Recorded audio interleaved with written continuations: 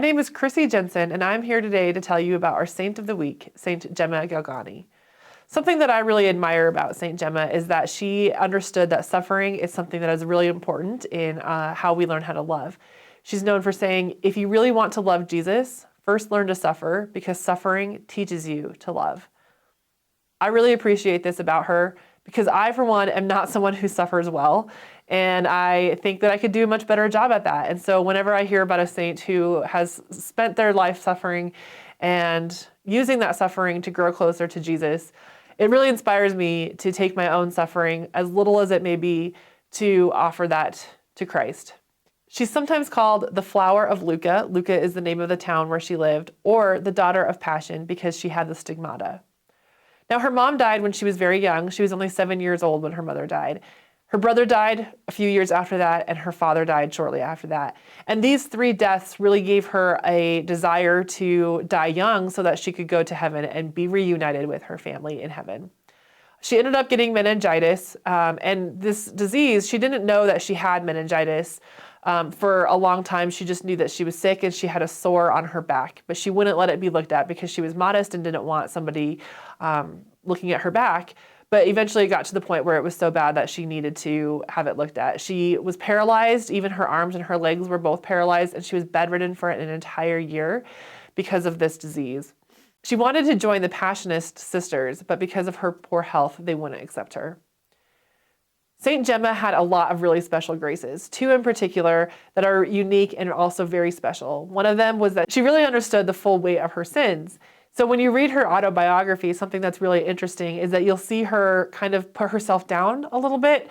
But the reason she's doing that is because it is one of her confessions. It is her confessions. And so she's trying to repent of her sin throughout the writing.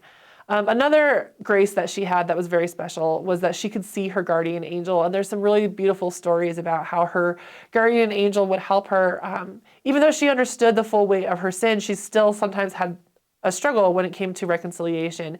And so sometimes she wouldn't tell the full truth in reconciliation, or she would full on leave out sins while she was in reconciliation. And one time she did this, and she went back to her room, and her guardian angel was in her room, and her guardian angel was crying and pointed out to her that you have these special graces. These are unique to you, and these are a huge gift. And so if you're not going to use them, then why even have them? And it made her take her confessions more seriously, and it made her, even though she already understood the full weight of her sin, it made her really try to live a more virtuous life and really fulfill the calling that Jesus gave her. Her confessor asked her to write her autobiography, and it was kind of a little bit of a twist story in there because he asked her to write it because he wanted her to really write out what her confession was and to be as truthful as possible. He ended up looking at it and asking her to write more about her early life in the confessions, and she asked him to burn the autobiography after her death, and he told her no because it was actually supposed to be a documentation of her life story. So if you do read her story, you're going to see that it is kind of a negative bent to it because she wrote it with the viewpoint of it being her confession, but it is actually also her autobiography.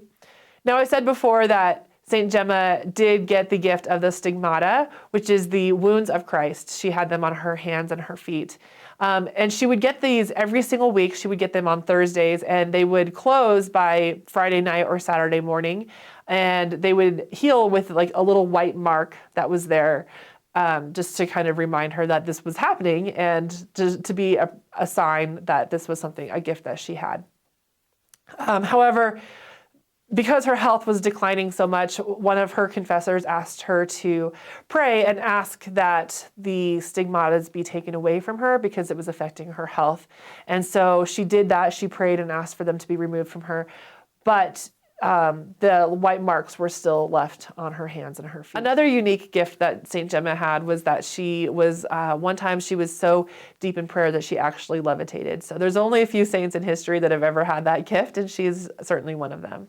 Saint Gemma died of tuberculosis on Holy Saturday, which was April 11th, 1903, at the age of 25.